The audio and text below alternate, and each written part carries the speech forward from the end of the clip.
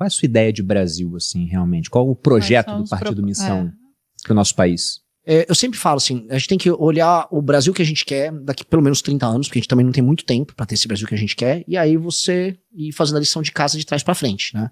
O Brasil precisa ser uma das 5 maiores nações do mundo nos próximos 30 anos, porque se ele não o for, ele vai ficar à mercê de um conflito global. Eu tô falando agora de uma nova guerra fria entre China e Estados Unidos, em que o Brasil tá muito fraco para lidar. O Brasil tem muito recurso natural, o sul global virou agora protagonista, a população do mundo tá no sul global, boa parte da economia foi pro sul global, e o Brasil com terra gigantesca, terra agricultável, com sol, com energias renováveis e não renováveis muito abundantes, com população, mercado consumidor, proximidade dos Estados Unidos, o Brasil ele se torna um ativo para algum dos blocos.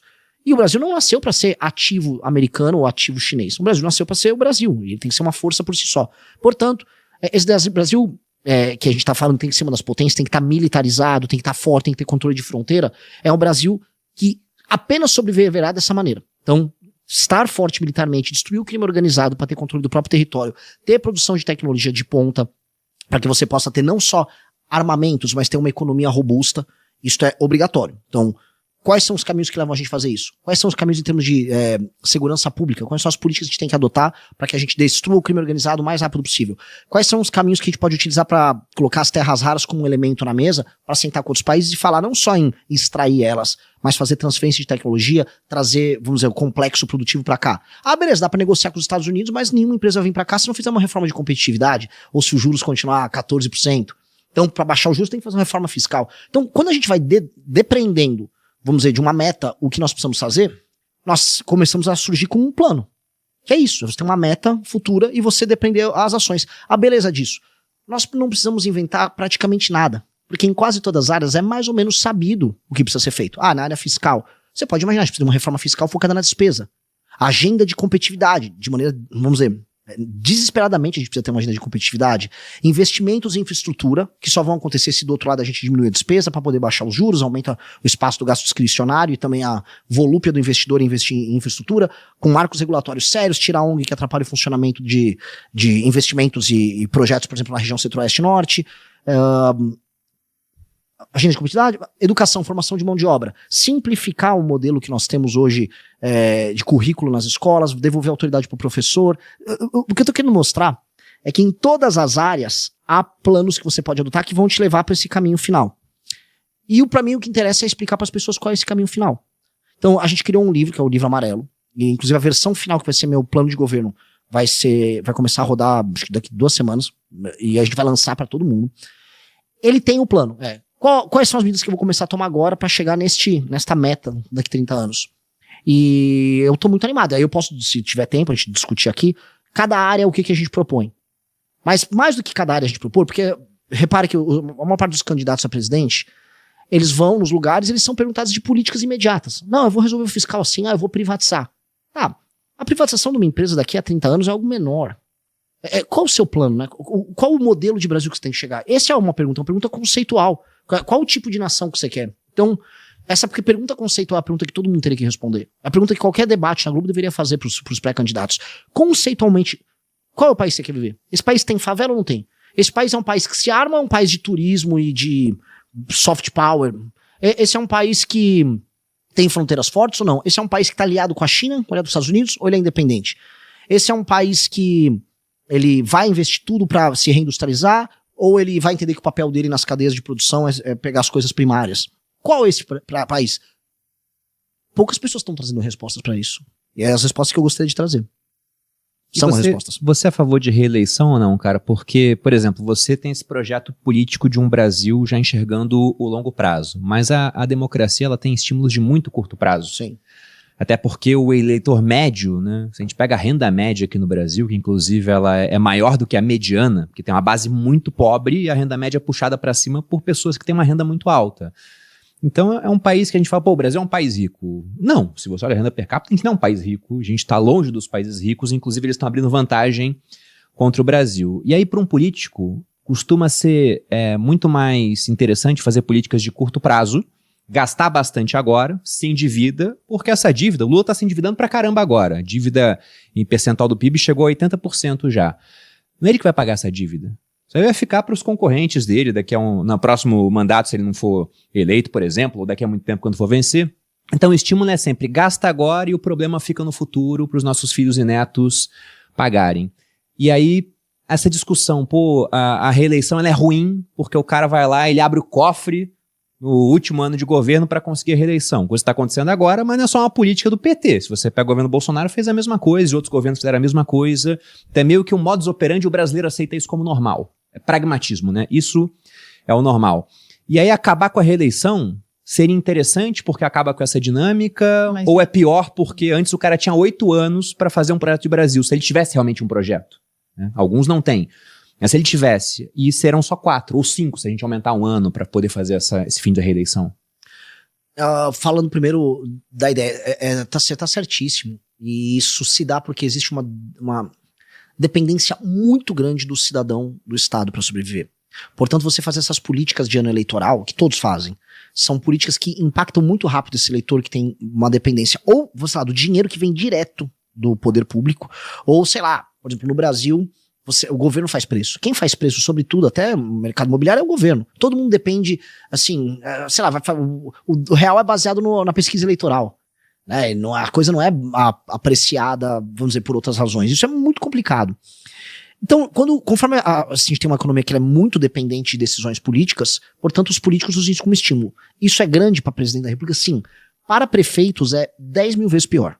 É 10 mil vezes pior. Então temos que ter 2 soluções. Eu acho que para os principais cargos do Brasil tem que proibir reeleição. E você pode aumentar o mandato para o cara conseguir ter uma continuidade. Isso é infelizmente, enquanto o Brasil continuar sendo um país em que as pessoas dependam demais do Estado para tomar as decisões políticas, isso vai ter que ser feito, especialmente para governadores e presidente da República. Agora, para prefeitos, a gente está com uma ideia, que é uma ideia baseada em experiências que tem no Japão, experiências que tem na China, que é o que a gente chama de lei de responsabilidade gerencial, que é o seguinte: cara, não existe, até pela distribuição normal de inteligência, não existem prefeitos capazes de implicar políticas públicas em tantas cidades. Tem tão pouco corpo técnico. Tô sendo bem sincero. Ainda mais em municípios pequenos, pô. E muito pobres. Não tem. Os caras que administram as cidades nos interiores do Brasil, se apertar direitinho, talvez escrevam um parágrafo. Eu tô falando assim, um nível bem pedestre. Esses caras, no fundo, eles formalmente têm que ser eleitos para administrar as cidades deles, teve uma eleição e tal, mas na prática, as políticas públicas têm que vir como um pacote que vai ser aplicado, e eles só vão aplicar. E tem que ter um fiscal que vai checar a aplicação com os KPIs, que é o que a gente quer aplicar. E assim, você tem um município, você ganhou a eleição para prefeito, se o município ele tá, sei lá, 20% abaixo da média do IDEB, ele vai ter que ficar no mínimo 10% abaixo até os fins dos 4 anos. Ponto. Se ele não ele tem que aumentar a arrecadação desesperadamente, ele tem que aumentar a atividade econômica no município, ele tem que elevar a taxa de cobertura de saneamento básico. Esses indicadores são obrigatórios. Hoje não tem. Hoje um prefeito não precisa cumprir indicador nenhum e ele concorre à eleição. Então o que acontece? Se esse prefeito, ao longo dos 4 anos, ele não consegue atender esses indicadores, o mínimo do mínimo do mínimo, ele fica inelegível por 8 anos. E, paralelamente, o dinheiro do Fundo de Participação dos Municípios ele tem que ser condicionado por um comissariado que precisa ser criado, que vai determinar, não, você está aplicando essa política, você está aplicando a política, está funcionando, vai o dinheiro. Se não está aplicando a política, ou se o dinheiro está sendo desviado, ou se está sendo altamente ineficiente, segura o dinheiro. Aí segura o dinheiro até... Aí tem que ter uma medida jurídica, que é a legislação que a gente está criando, ela prevê isso, em que aí o comissário faz a aplicação do dinheiro no município. O prefeito continua lá, sendo o prefeito popular, que o povo gosta. Mas as políticas que ele vai adotar, infelizmente, hoje, ele nem sequer vê como prioridade, nem tem condições técnicas de fazer. Então você vai ter que trazer material humano para administrar os municípios.